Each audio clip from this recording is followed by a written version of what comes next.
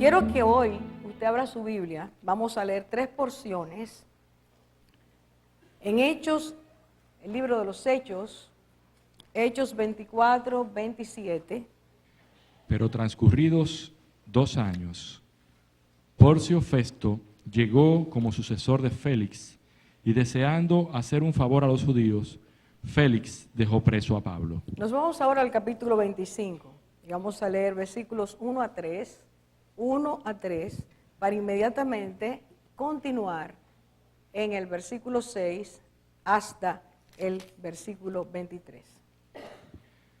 Festo, entonces, 3 días después de haber llegado a la provincia, subió a Jerusalén desde Cesarea, y los principales sacerdotes y los judíos más influyentes le presentaron acusaciones contra Pablo e instaban a Festo, pidiéndoles contra Pablo el favor de que lo hiciera traer a Jerusalén, preparando ellos al mismo tiempo una emboscada para matarlo en el camino.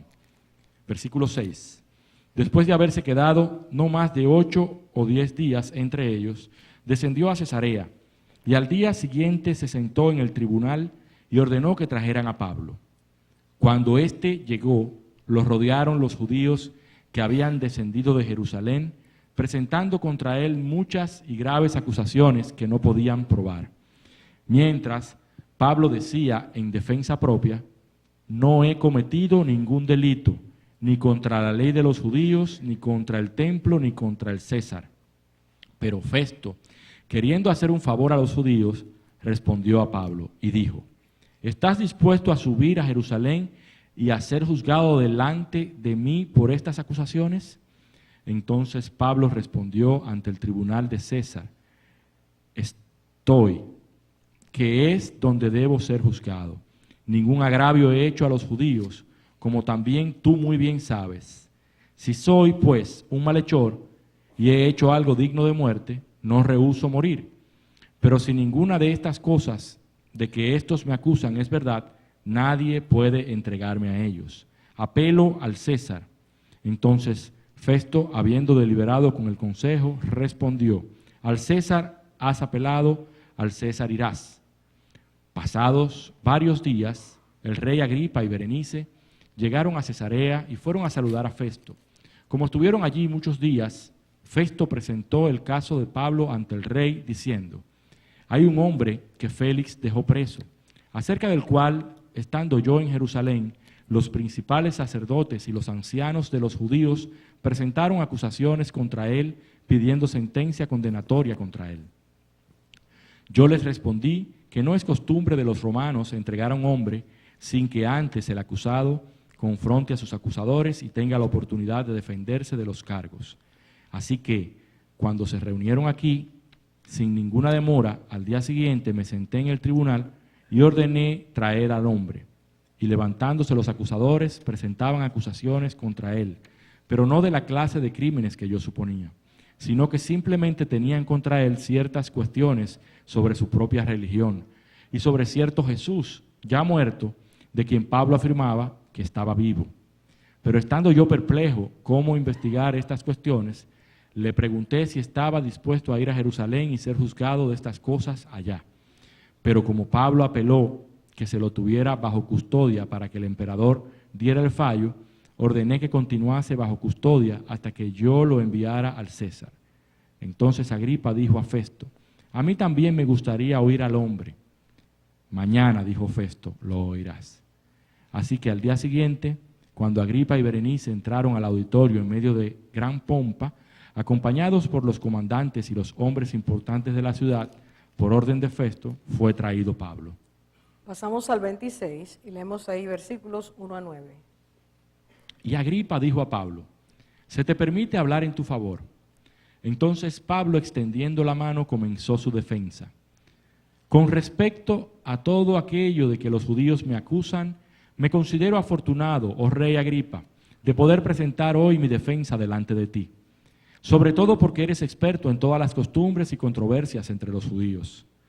Por lo cual te ruego que me escuches con paciencia, pues bien, todos los judíos conocen mi vida desde mi juventud, que desde el principio transcurrió entre los de mi pueblo y en Jerusalén, puesto que ellos han sabido de mí desde hace mucho tiempo sí están dispuestos a testificar que viví como fariseo de acuerdo con la secta más estricta de nuestra religión, y ahora soy sometido a juicio por la esperanza de la promesa hecha por Dios a nuestros padres, que nuestras 12 tribus esperan alcanzar al servir fielmente a Dios noche y día, y por esta esperanza, oh Rey, soy acusado por los judíos. ¿Por qué se considera increíble entre vosotros que Dios resucite a los muertos? Yo ciertamente había creído que debía hacer muchos males en contra del nombre de Jesús de Nazaret. Señor, al leer tu palabra, pedimos en este momento que tu Espíritu Santo nos revele, nos enseñe. Que sea tu Espíritu que hable a nuestros corazones. Que sea tu palabra, Señor, que taladre nuestras mentes. Que sea, Señor, el poder de esa palabra que vivifica, que nos permita pedirte que nos enseñes a ser transformados por ti. Oramos para que seas tú el que hables, oh Dios. Solo tú puedes, solo tú tienes palabras de vida eterna. Solo tú puedes hablar a nuestras vidas. Pedimos que en este momento nuestros oídos estén abiertos a ti. Y aprendamos, oh Dios, lo que tú quieres enseñarnos en este momento. Te lo pedimos, oh Señor, en el nombre que es sobre todo nombre, el nombre de Cristo Jesús. Amén. 3 años de la vida del Señor, estando en la tierra, en su ministerio, fueron suficientes en el tiempo de Dios y conforme a sus planes para que Él diera un giro a la historia y diera un giro a la vida de muchas personas, entre ellas muchos de nosotros en este lugar. Muchos a través del tiempo han insistido en negar la realidad de la resurrección. Y ha habido muchas posturas, muchas reacciones ante este hecho, de muchas cosas que Cristo es y que mostró ser en la tierra. Muchas personas se han encargado de negar que eso fuera. Si nosotros partimos desde el mismo día en que Cristo resucitó esa mañana, nosotros vemos que las reacciones que se produjeron en ciertos grupos de personas y en personas en particular, se han repetido a través de la historia. Voy a mencionar algunas. En la misma mañana que Cristo, en la madrugada cuando Cristo resucita, se encuentra con aquellas mujeres que habían ido al sepulcro a embalsamarlo bien porque había sido muy apresurado lo que hicieron Nicodemo y José de Arimatea cuando enterraron al Señor. Cuando estas mujeres se encontraron con el Señor, dice la Biblia, ellas creyeron. La actitud de creer, de ser creyentes ante la resurrección es una de esas actitudes. Pero cuando nosotros vemos a los discípulos, vemos incredulidad. Ellos no creyeron hasta el final de la tarde que Cristo había resucitado. Muchas personas se empecinan en negar que Cristo ha resucitado o en no creer que Cristo ha resucitado. Otros exigieron evidencias, y ahí está Tomás, uno de los discípulos de Cristo, que no había estado justamente esa tarde al atardecer cuando Cristo fue. Él pidió evidencias. Si Él no me muestra, si Él no me enseña, si yo no veo, si yo no toco. Muchas personas quieren que Cristo aparezca continuamente en sus vidas para ellos creer, o quieren evidencias científicas de que Cristo resucitó. Y están los que difundieron la mentira que permanece en muchas mentes hasta el día de hoy, de que el cuerpo de Cristo fue robado. Fueron aquellos los sacerdotes y los del Sanedrín, dice, y los ancianos que se pusieron de acuerdo, pagaron a los soldados que sí estaban dando testimonio de que Cristo había resucitado y les dijeron, háganse cargo de decir que ustedes se durmieron, los discípulos tomaron el cuerpo y si el rey, si Pilato dice algo, nosotros nos encargamos. Esta historia que nosotros leemos, acabamos de leer en los Hechos, es relatada por Lucas y está llena de detalles. Cuando en la Biblia se nos enseña, Dios permite por el Espíritu Santo que un relato sea detallado, debemos detenernos porque Dios quiere enseñarnos muchas cosas. Por razón de tiempo yo no puedo detenerme en todos los detalles significativos de esta historia que empieza en el capítulo 21. Nosotros hemos leído un versículo del capítulo 24, hemos leído algo del 25 y algo del 26, pero esta historia empieza en el capítulo 21 y dice que Pablo decide ir a Jerusalén para ir a adorar.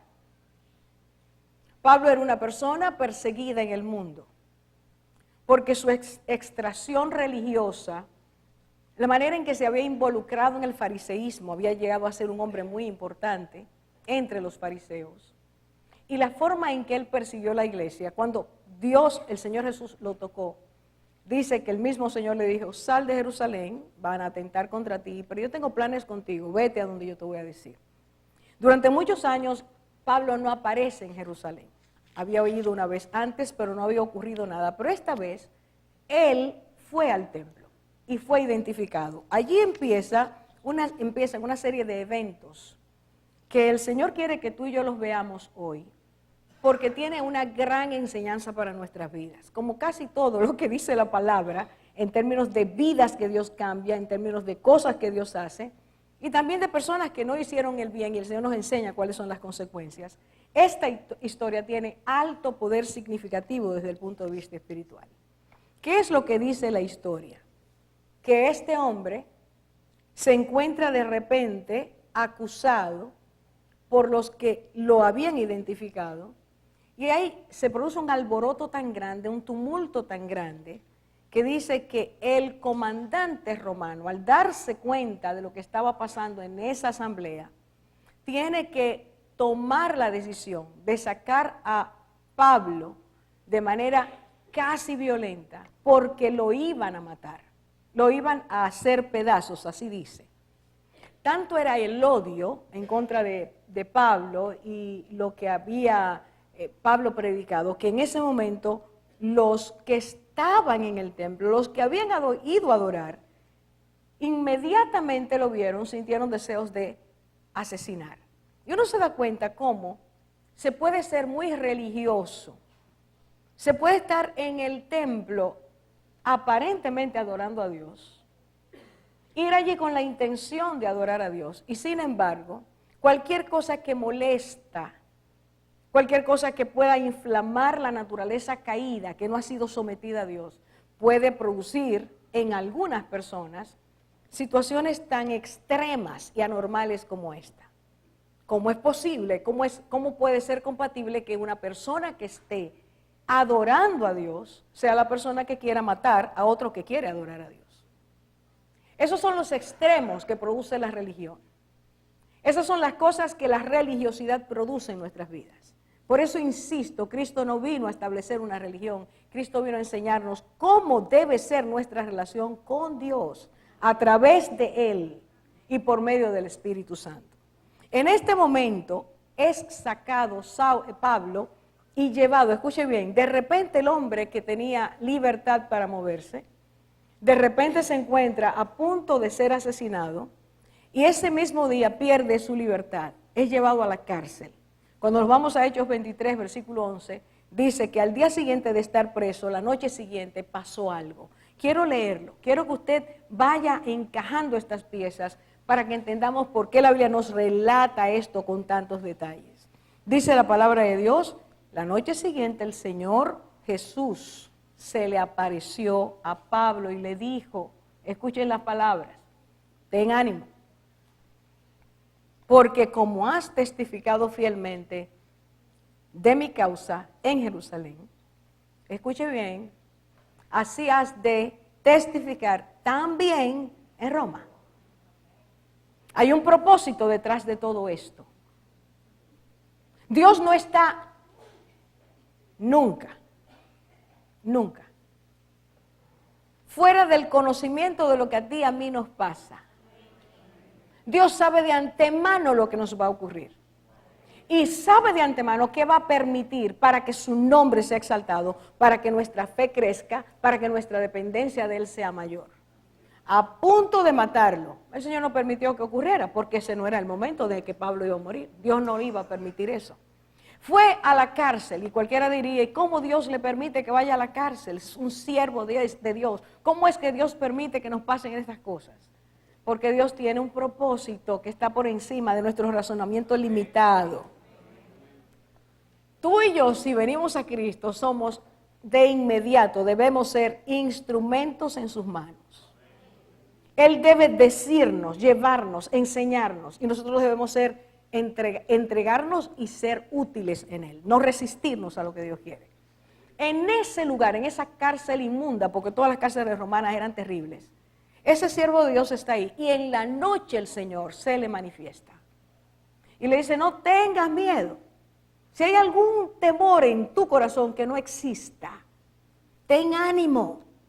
Yo quiero que así como has testificado de mí en Jerusalén, tú lo hagas en Roma. Así que Dios le está diciendo a Pablo, vas a viajar. Vas a ir a Roma. Quizás no en las condiciones del turista o en viaje ejecutivo, pero iba para Roma. Y entonces este hombre acepta la voluntad de Dios. Dice que al amanecer ese mismo día, si usted sigue leyendo ese capítulo, al amanecer, 40 judíos habían ya determinado que no iban a mantenerse en ayuno, porque su objetivo era que Pablo muriera. No vamos a comer, no vamos a beber nada hasta que veamos a Pablo muerto. Hay un odio profundo en contra de este siervo de Dios. Y muchas veces usted y yo no sabemos por qué alguien nos odia, porque alguien se ha ensañado contra nosotros, y sí debemos saber por qué. Porque si usted y yo caminamos como Dios quiere, al diablo no le gusta eso. Y él va a levantar a alguien que en ese momento va a ser su enemigo. Y va a hablar en contra de usted, va a hablar mal de usted y le va a levantar expedientes que no son reales, porque hay un odio que el enemigo insufla para que esa persona se convierta en un títere del enemigo en ese momento. Mas el Señor nos dice, no tengas miedo, sigue haciendo lo que yo quiero que tú hagas. Es ahí donde nosotros rompemos el límite, la frontera de, ay, me molesta, ay, me duele. No, sigue haciendo lo que Dios quiere. Él se va a encargar de esa situación. Y entonces dice que el asunto llegó a los oídos del comandante que se llamaba Lisias. Ahí en la palabra nos da el nombre. Este hombre se entera del complot que hay y entonces se le hace algo. Mire para que usted vea cómo Dios actúa. Esos soldados para nada tenían ningún aprecio por Pablo. Pero cuando usted y yo estamos en las manos de Dios, Dios va a hacer que aún el mal se ponga a disposición de Dios. Y dice la palabra que para él evitar que Pablo fuera muerto, oiga todo lo que él mueve. Él dice a 2 centuriones, prepárense 200 soldados, 70 lanceros, y consígase de inmediato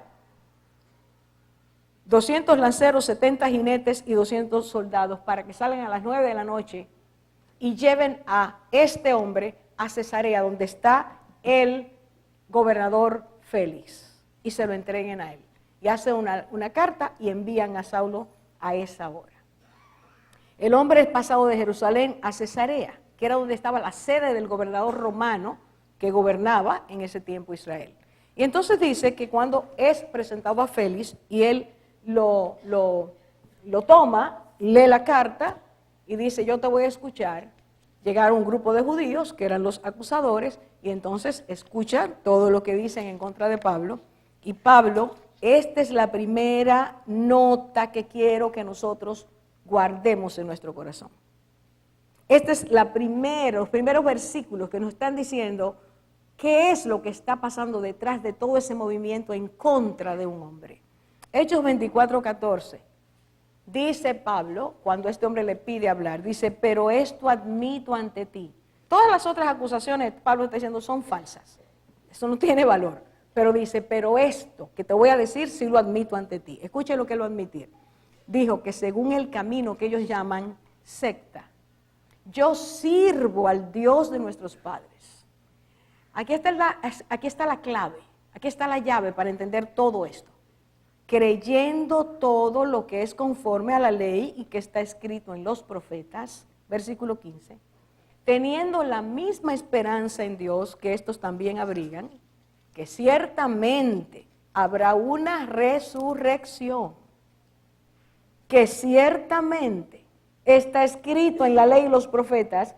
Dios lo dijo hace tiempo que habrá una resurrección y Pablo dice, y yo lo creo. Una resurrección tanto para los justos como para los impíos.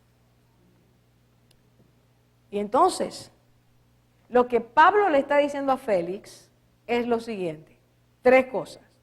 Dios había revelado a Moisés y a los profetas que algún día, aquello que él estaba prometiendo se iba a cumplir. ¿Cuál es la promesa? ¿Cuál es la esperanza que tenía el pueblo de Israel? Aunque no entendieron cuando llegó el Mesías que esa era su esperanza. La esperanza era que un día Dios enviaría a uno que en él se produciría y a través de él se produciría esa resurrección y que a través de él los que creyeran podrían igualmente llegar a ser depositarios de esa bendición.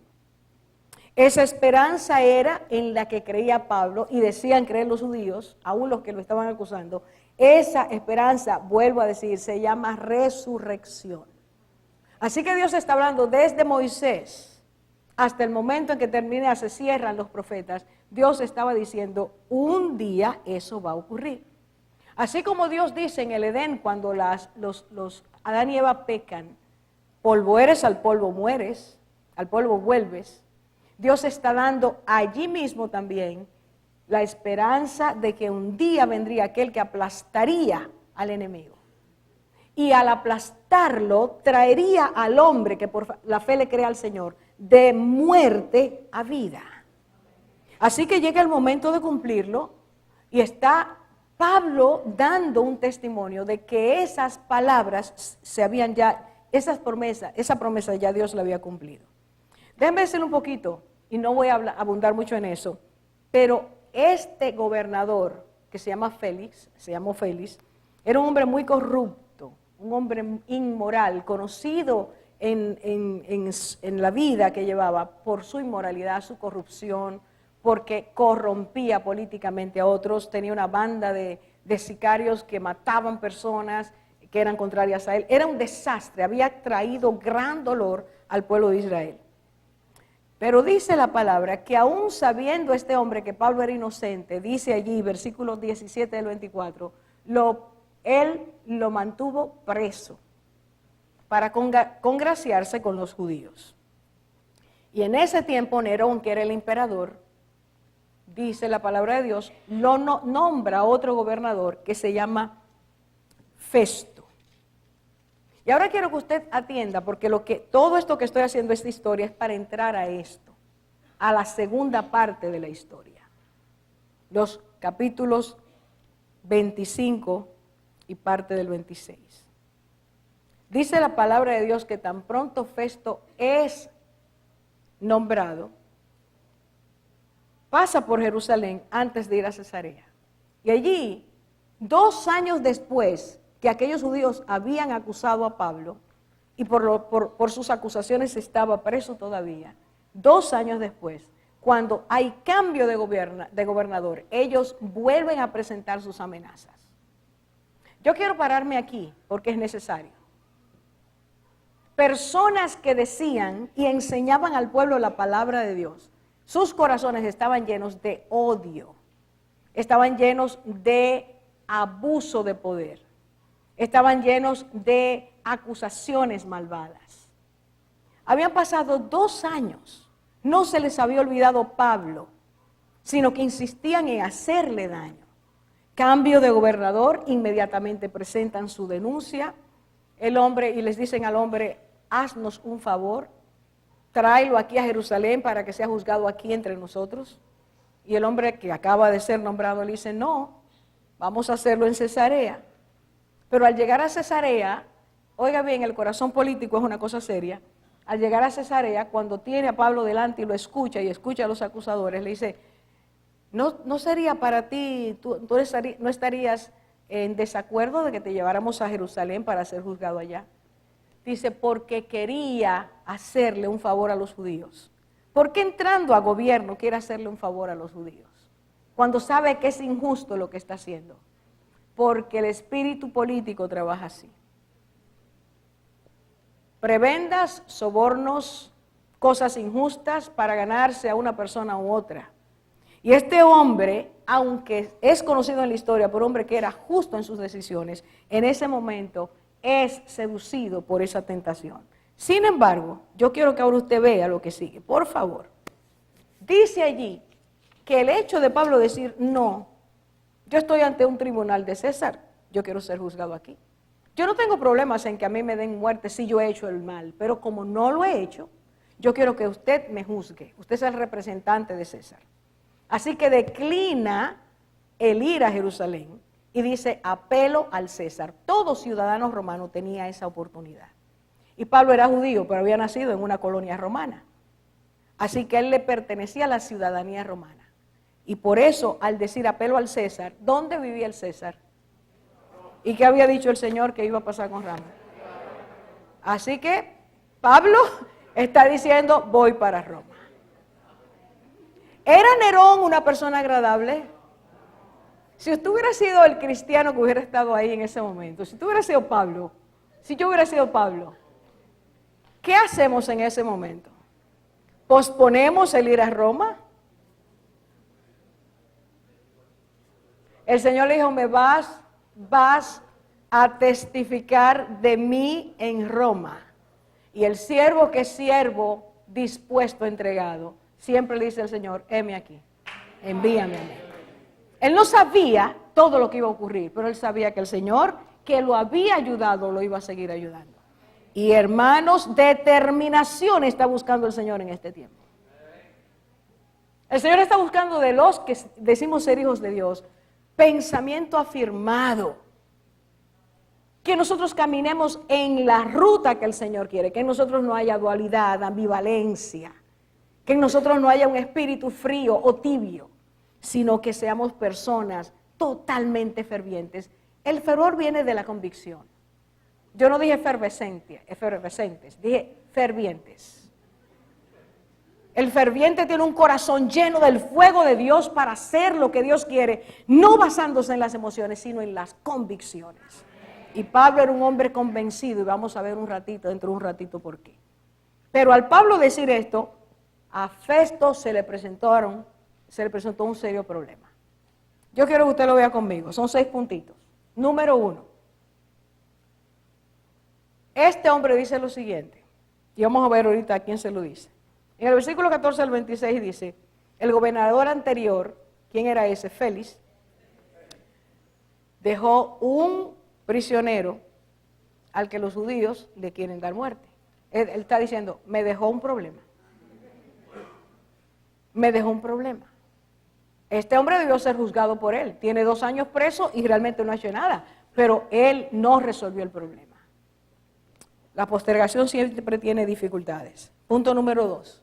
Él se dio cuenta al escuchar a Pablo y al escuchar las acusaciones que el prisionero no era un malhechor. En 25, 18 y 25 él dice, no era de la clase de crímenes que yo suponía, es decir, al oír las acusaciones desde Jerusalén, él creía que era un prisionero terrible. Pero dice, no, cuando lo oí, no era de la clase de crímenes que yo conocía. En el 25 dice, pero yo encontré que no había hecho nada digno de muerte. Así que Pablo, por Festo, está siendo señalado como un hombre inocente. Segundo. Tercero, las causas por las que está siendo acusado Pablo son muy extrañas para él. Oiga bien, oiga lo que dice. Tenían contra él ciertas cuestiones sobre su propia religión. Y ahora viene lo bonito. Y sobre cierto Jesús ya muerto, que Pablo afirma que está vivo. Aquel hombre con pensamiento romano que es idólatra, que no entiende nada de eso, de repente Pablo insiste, él murió pero está vivo. Pero los otros que lo acusaban decían, sí, él murió pero él no está vivo. Así que delante de Festo, Pablo y sus contrarios están certificando, escuche bien, esto es historia, están certificando que Cristo murió. No, por favor, escúchelo, hermano. No es un mito, él murió. Festo, el gobernador romano, está diciendo, ellos dicen que el hombre murió y se llamaba Jesús. pero Pablo insiste en que está vivo. Y tú y yo decimos que él murió, pero él está vivo. Él vive, él reina. Y entonces este hombre en este conflicto no entendía nada. Mira cómo él lo dice. En el versículo 25 del el capítulo 25, versículo 20 dice, pero estando yo perplejo, ¿cómo investigar estas cuestiones? Para él eso era una cosa difícil de entender.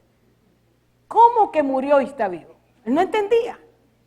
Pero ¿por qué él está perplejo y preocupado? Nos lo dice en el versículo 21. Porque Pablo había dicho apelo al César. Y al decir apelo al César, este gobernador no podía mandarle al César a un preso que había dicho que el César lo condenara o que lo absolviera, si él no lo mandaba con un expediente claro. Él tenía que enviar a ese preso con un expediente que realmente dijera qué es lo que había pasado. ¿Cómo le escribe a Nerón? Porque dice Pablo que está vivo, pero lo mataron. Él se da cuenta que ante esta situación, él va a quedar como un ineficiente delante del César. Y entonces dice, yo no sé cómo resolver este problema. Pablo me ha complicado la situación. Es inocente, pero lo que dice no lo entiendo. ¿Cómo lo avalo? Entonces, punto número 6. Él dice, pero no tengo nada definido sobre él para escribirle a mi majestad, a mi señor, a mi Quirios. No tengo nada. Este hombre acaba de entrar a gobernar y ya tiene un problema enorme. Y el problema enorme lo está causando uno que dice que Jesús está vivo, aunque murió. Esos eran los problemas que los cristianos causaban.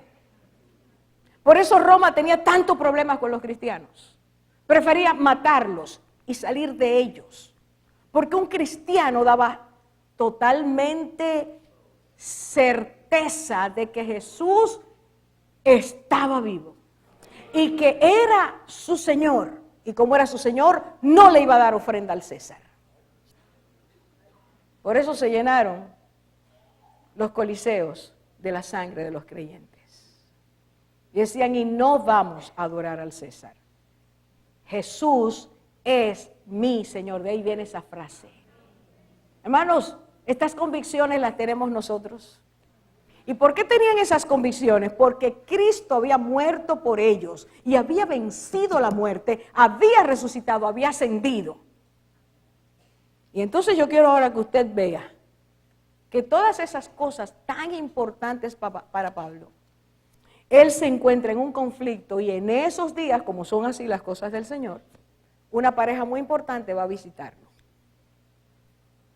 Era el rey Agripa II, directo descendiente de Herodes el Grande. Y va con Berenice. Eran hermanos ambos, pero vivían en... Era un desastre esa familia, era una cosa terrible. Así que ellos van. Pero por ser Agripa, un hombre que gobernaba las partes que Roma le había concedido dentro del territorio de Judea, era versado, era un experto en leyes judías, en cómo aplicarlas. Eso no era una cosa sencilla, era muy complejo, la forma en que los judíos interpretaban la ley de Dios. Entonces este hombre se hizo un experto y Pablo se lo reconoce. Y al visitarlos, a Festo se le ocurre una idea. Pero esta es la gente clave que yo necesito para que me ayude a escribir este expediente. Ellos conocen estas cosas, cómo interpretan. Y es allí donde él le expresa estos puntos, esos 6 puntos que acabo de leer. Ahora, le dice Agripa, a mí me gustaría oír ese hombre. Y Festo le dice, mañana lo oirás. Y dice que al otro día, escuche bien, yo no sé si usted oyó cuando se leyó esto, dice que ellos entraron con gran pompa, se vistieron con sus ropas reales, y todo el que estaba allí estaba bien. La flor innata del poder se vistió de gala para oír a quién. No, pero ustedes no se emocionan con nada. para oír a ese preso. Pero ese preso tenía la imagen de Cristo grabada en su vida. Y ellos se sentaron a oír, ¿qué va a decir este hombre? Y hermanos, dice allí que Pablo empieza diciendo, es uno de los discursos más bellos, estúdielo con calma, para que usted vea todo lo que Pablo dice ahí. Pablo sabía hablar al jovencito que era imberbe y sabía hablarle a los intelectuales de Grecia. Él aprendió de Cristo que podía hablarle a cualquiera al nivel que tenía. Y en ese momento, él está hablando delante de reyes y de gobernadores, y él empieza diciendo, capítulo 26, 4, dice, miren dónde empieza. He vivido como fariseo. Pero él está hablando a Agripa, oh rey Agripa. Le está hablando a un hombre que conoce lo que eso significa. Inmediatamente, ¿qué hace Agripa? En la mente de Agripa, sin duda, empieza a identificar cómo piensa y cómo vive un fariseo. El gran problema entre los fariseos y los saduceos, la clase sacerdotal gobernante, era que los saduceos eran los materialistas, no creen en nada espiritual, la tierra es lo único que hay, usted es materia y el día que usted se muere, usted se acabó ahí mismo. Mientras que los fariseos creían en lo espiritual. Y la resurrección es espiritual. Va a ser física, pero es un concepto de Dios que tenemos que entenderlo por la fe. Así que desde que él habla a Agripa, Agripa empieza a hacer el perfil del fariseo. Pero dice el versículo 26, y ahora comparezco por la esperanza de la promesa hecha por Dios a nuestros padres. Vuelve y repite. ¿Cuál es la esperanza? Dijimos ahorita. Y le está diciendo al rey, a su corte, yo estoy aquí porque creo en la resurrección. La razón por la que aquí me tienen preso es porque yo creo que Jesús murió y resucitó. Y versículo 26:8, capítulo 26:8, inmediatamente dice una pregunta preciosa.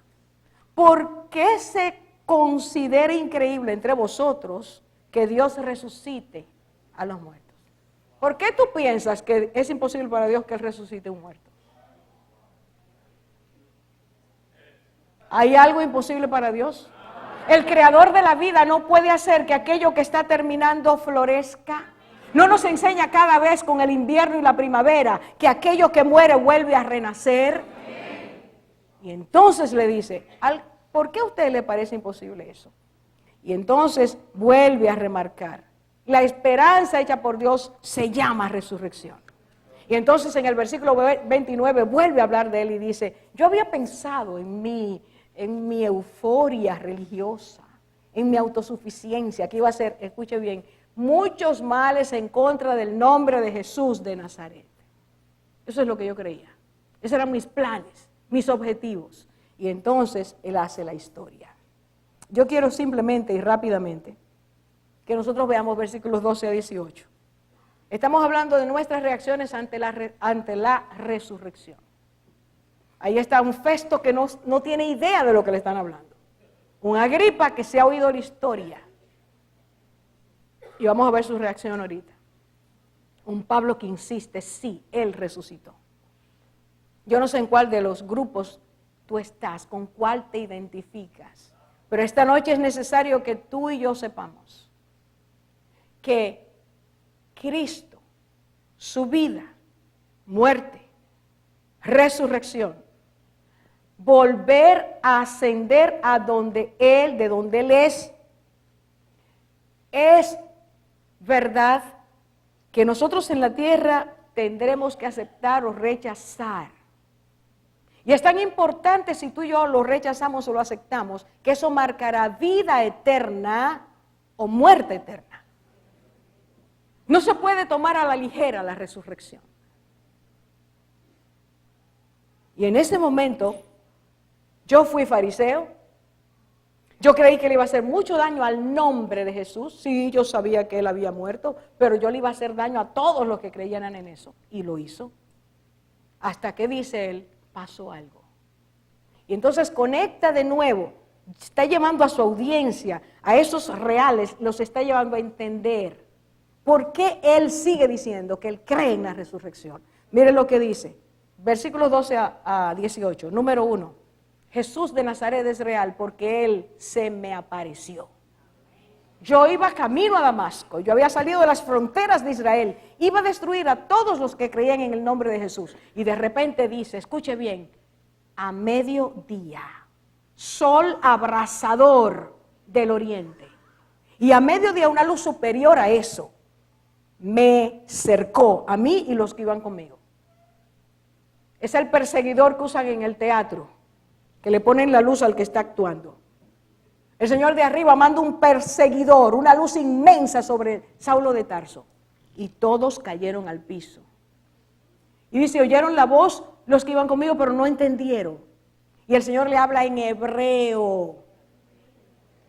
Le habló en hebreo, le dijo, Saulo, Saulo, ¿por qué me persigues? Y entonces Saulo está diciendo, Él es real. Y como la luz vino del cielo, está en el cielo. Y porque Él está en el cielo, es absurdo pelear con Él porque Él me dijo, dura cosa te es dar patadas en contra de un aguijón. Y en el oriente esa era una palabra que se usaba como parábola. Era muy conocido. ¿Por qué? Porque los bueyes, los que llevaban los bueyes, cuando iban arando, le ponían un filo, algo muy afilado detrás, para que si el animal daba patadas al que estaba, no alcanzara, sino que chocara con ese filo. Era muy doloroso para el animal. Entonces el animal terminaba no dando patadas. A veces son más inteligentes que nosotros, que seguimos luchando y oponiéndonos a Dios. No des patadas contra el aguijón, le está diciendo el Señor. Saulo, Saulo, no sigas dando patadas. Es absurdo que pelees contra mí. Nunca me vas a poder vencer. Y en ese momento Saulo le está diciendo a esos reyes, Él me enseñó que Él es más fuerte que yo. Pero Él sigue hablando de Cristo y dice, y Él me dijo que quería que yo abriera los ojos de los ciegos por medio de su palabra. Y aquel que era un perseguidor se convierte en un transmisor activo, ferviente, poderoso de la palabra de Dios. Dice, versículo 18, para que abras los ojos. Número 2, para que tú libertes a los hombres del dominio de Satanás por medio de la fe. Y está diciendo, el diablo tiene totalmente al mundo bajo su dominio, bajo su autoridad. El Señor está diciendo, diles a ellos que deben salir de esas tinieblas, que deben salir debajo de ese dominio opresor, maligno, destructor que lleva a la muerte. Y le dice Pablo a ellos, y oigan bien, Él perdona los pecados si le creemos. Dice, para que por la fe en mí reciban. Para que por la fe en mí reciban. Cristo le está diciendo, dile al mundo que si ellos ponen su fe en mí van a recibir. Número 1, salvación, perdón de pecados. Segundo, herencia. Cristiano, esta noche, escucha bien. Herencia entre los santificados. Oiga. ¡Qué entusiasmo! Porque nosotros hemos perdido la dimensión de lo que es la salvación. El Señor dice, cuando tú sales de esa oscuridad, cuando me crees a mí, yo limpio tu vida. Te veo como una persona que acaba de nacer. Tu expediente ha sido quitado. Ya tú no eres culpable delante de mí. Eres un pecador redimido. Y te entrego mi Espíritu Santo para que empieces a vivir conforme a mi voluntad, a mi deseo, que es bueno, que es agradable y que es perfecto. Empiezas a hacer una nueva vida. Pero además de eso, por creerme, por yo poner en ti mi espíritu, tú empiezas a ser una persona que recibe herencia entre un grupo especial de personas. A ese grupo Dios le llama los santificados, escuche, los apartados, consagrados para mí. Esos van a recibir la herencia eterna. Si tú creíste en Cristo, si tú lo recibiste, tú eres uno. No solo limpio, sino un consagrado para Dios. La muerte y sacrificio de Cristo y crucifixión trae eso a nuestras vidas. Y este hombre no tiene ningún temor, y a esa Agripa y a esa Berenice y a ese Festo y a los hombres y mujeres poderosos que estaban ahí, Él les dijo, y eso que Él hizo conmigo lo puede hacer contigo. Y cuando Pablo hablaba de Cristo, se llenaba de gozo, se llenaba de poder, del poder de Dios. Era un convencido, hablaba con tanto entusiasmo que de repente el rey le dice, te están volviendo loco tus letras. El mucho conocimiento te está volviendo loco. ¿A cuántos de ustedes le han dicho, la Biblia te va a poner loquito? Eso no viene de ahora. Y algunos de nosotros somos tan especiales que soltamos la Biblia porque nos dieron eso. Para que no crean que yo estoy loco. Pues que crean que usted esté loco. Loco por Jesús. Enamorado de Él. Y dice que en ese momento Pablo dice, no rey. Yo no estoy loco. Yo te estoy hablando palabras de cordura. ¿Cuál fue la reacción de Agripa cuando supo que Cristo Jesús es real y vive todavía? Te estás volviendo loco. Hay una palabra que en el día del juicio, si este hombre después no se convirtió, y por la historia parece que no lo hizo, si este hombre no se convirtió, él tendrá que dar cuenta. ¿Sabe qué le dijo él inmediatamente a Pablo? Cuando Pablo le dijo, no estoy loco, estoy hablando palabras de cordura. Le dijo, por poco faltó para que me convencieras a ser cristiano. Hay personas que han recibido la palabra una y otra vez y el Señor los ha tocado y los vuelve a tocar y los vuelve a tocar y los vuelve a tocar. Después, casi, me estás convenciendo. 2 o 3 veces más que tú hablas y me convences. Y lo que dice la palabra es que mientras más decimos no al Señor, más se endurece el corazón. Más trabajo da recibirlo. Así que por eso dice la palabra, hoy es día de salvación, hoy es día, no digas mañana, es hoy, es hoy. ¿Cuáles fueron las reacciones? Los judíos, no, eso no es verdad. Sabiendo que había resultado lo negaban. Félix, algún día te oiré otra vez. Festo, no entiendo de qué me están hablando. Agripa II, ¿estás loco? Pero Pablo seguía diciendo, Él resucitó. Cuando escribió la carta a los Corintios, y con esto termino, Pablo dice, leas ese capítulo continuamente. Pablo dice, si Cristo no resucitó, vana es nuestra fe. Somos los más locos de la tierra diciendo que Dios ha hecho una cosa que no ha hecho. Pero sí lo hizo.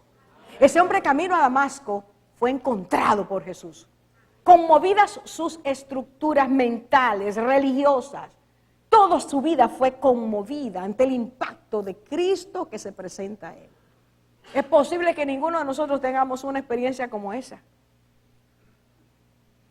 Hay gente que sigue diciendo, pero es que se me aparezca como lo hizo a Pablo. Los planes de Dios son personales. Y el plan de Dios maestro es por la fe. Él vino, Él murió por ti, Él resucitó, Él está a la diestra del Padre, intercediendo, clamando, gimiendo, que me oigan, que no se pierdan. El Señor no quiere que nadie se pierda. Él quiere que todos vengamos al arrepentimiento. ¿Cuál es tu reacción esta noche? ¿Cuál es tu reacción cada día ante la realidad de que Cristo murió en tu lugar para que tú no te pierdas, sino que tengas vida eterna?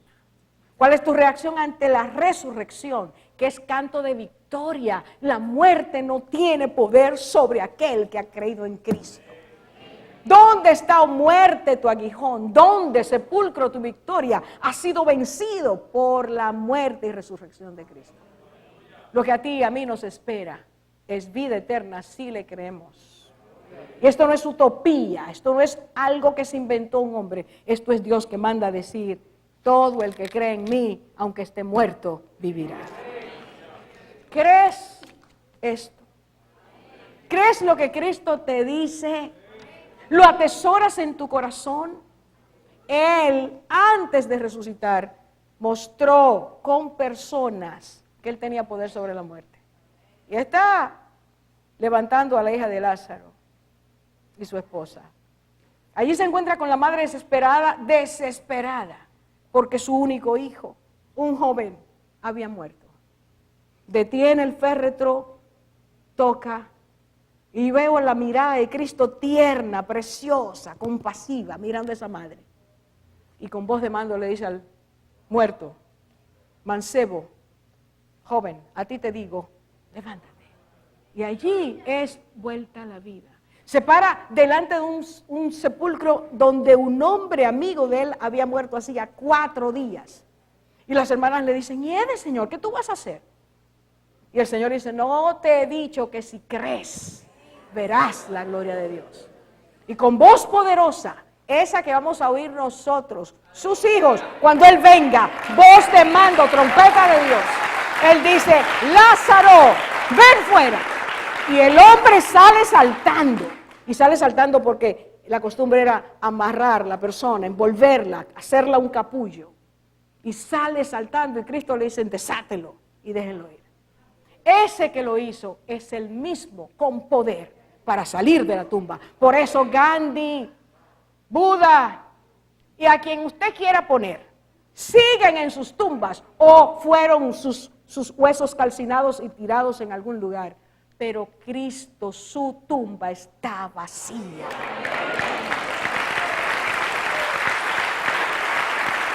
Y si Él resucitó, me ha ofrecido que si yo le creo, Él me va a resucitar.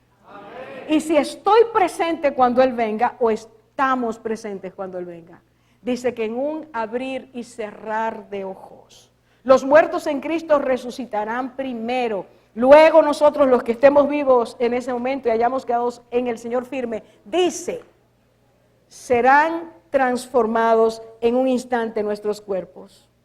Y, oiga, que la trompeta suena precioso. Sí, Él te va a levantar. En un instante. En un abrir y cerrar de ojos. Y nos reuniremos con Él en el aire. Y de allí nos llevará para estar siempre con Él. Su muerte. Escucha bien. Los cristianos del primer siglo dejaron de tenerle miedo a la muerte. Porque entendían que estar con Cristo es mucho mejor. Se iban y se los comían los leones. Y los soldados le decían, ahí está la historia, las historias están ahí, le decían, niega que Cristo es tu Señor, di César es mi Señor. Y ellos decían, no. Si todo lo que recibió de Él es amor, ¿qué importa si muero? Voy a estar con Él de inmediato. Morían con sonrisa. ¿Cómo tú y yo vivimos diariamente? Con unas caras largas. Empezamos el día con aflicción. Empezamos el día amargados. Empezamos el día sin esperanza. El cristiano ha sido llamado a vivir en esperanza. Oiga, no dijo Cristo no van a tener problemas, dijo van a tener aflicción. Pero confíen. Póngase en posición firme. Él dijo, yo he vencido al mundo. Y ese que venció es el que te bendice para que tú seas un heredero de justicia, de verdad y santidad. Por eso celebramos con tanto gozo su resurrección. En Él está nuestra esperanza. A ver, hermanos, honre al Señor en este momento. Hónrelo. Sonríale a Cristo. Porque la muerte es algo que va a pasar, si Él lo quiere, en un instante. Pero la vida eterna es para siempre. Por eso Pablo decía, no lloramos como los que no tienen esperanza. Nosotros sí tenemos esperanza. Yo digo a cada rato, wow, pero debe ser una fiesta en el cielo. Cuando llega un cristiano. Mire, tienen que recibirlo, pero de una forma preciosa. Llegaste, hermano, por fin. Usted se imagina el que está allá, con qué gozo recibe eso. Y nosotros aquí bien arrugaditos, hecho una pasa toditos. Porque estamos, que no me quiero morir, yo quiero más cosas, yo no soy muy joven todavía. Olvídese de eso. El día que Él quiera, si es a los 85, a los 90, a los 100, a los 5, dígale al Señor, tú venciste. Y porque venciste, yo tengo esa vida. Vamos a orar, hermanos. Es victoria, no es derrota. Yo le dije, espérese, antes de orar, denle una sonrisa a Cristo. Por favor, abra esa boca. Dile gracias a Dios. Por favor. Él venció, Él venció. Vamos a orar, vamos a orar, vamos a orar. Por tu victoria te damos gloria, te alabamos, te bendecimos. Y como dice la alabanza, aunque el mundo no te quiera creer y te niegue, nosotros creemos en ti. Te bendecimos, Señor, te alabamos, te glorificamos, te exaltamos. Grande es tu nombre, precioso es tu nombre. Gracias porque tú dejaste la tumba vacía. Y Señor, Juan y Pedro, al oír que María les decía que tú habías resucitado, salieron corriendo. Llegaron al sepulcro y con temor miraron desde afuera. Y entonces dice que la convicción tuya los tomó. Al ver los lienzos echados, puestos ahí, y el sudario aparte. Señor, tú saliste de eso. Ni siquiera esas vendas pudieron detenerte. Saliste triunfante y dejaste la evidencia de que la muerte no podía retenerte. Gracias, Señor, porque eso es lo que nos has dado. Esta noche te bendecimos, te adoramos y te decimos gracias, Señor, por abrir nuestros ojos. Gracias por creerte, porque has llenado nuestras vidas del gozo de tu salvación, porque tú eres Rey y Señor. Gracias, Padre, hermano, hermana, dale gracias al Señor. Bendícelo, bendícelo, adóralo. Él nos ha librado del pecado, del juicio, de la culpa, de la muerte. Gracias, Señor, por llenar nuestras vidas. A ti, solo a ti sea la gloria. Si algún hermano necesita fortalecerse y decirle al Señor, Señor, yo quiero vivir así, en esa dimensión de gratitud, de esperanza, de gozo, sabiendo que no pierdo, como dice Pablo, yo no pierdo al morir. Mi ganancia es estar con Cristo. Tú te afirmes, tus ojos estén en el Señor. Y si alguien no conoce a Cristo, Él quiere entrar. Puedes decirle al Señor esta noche, yo quiero. Tu amor me convence de que tú eres real. Si quieres que oremos por ti, puedes levantar la mano para que alguien se acerque a ti a orar. Porque siempre es día de salvación, porque esta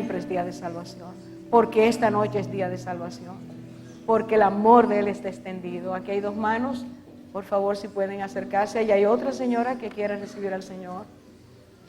Es noche preciosa de celebración. Él nos ha dado la victoria. Yo me gozo en el poder de Cristo. Yo disfruto que Él sea el Todopoderoso. Porque cada día nos lleva, como dice la Biblia, nos lleva en su triunfo, nos lleva de gloria en gloria, de poder en poder. No te dejes engañar. Aquí tendremos aflicciones, pero esto no es lo que nos espera. Como Abraham, miremos y saludemos las promesas y sepamos que un día estaremos con Él para siempre. El Señor nos bendiga. Vamos a terminar.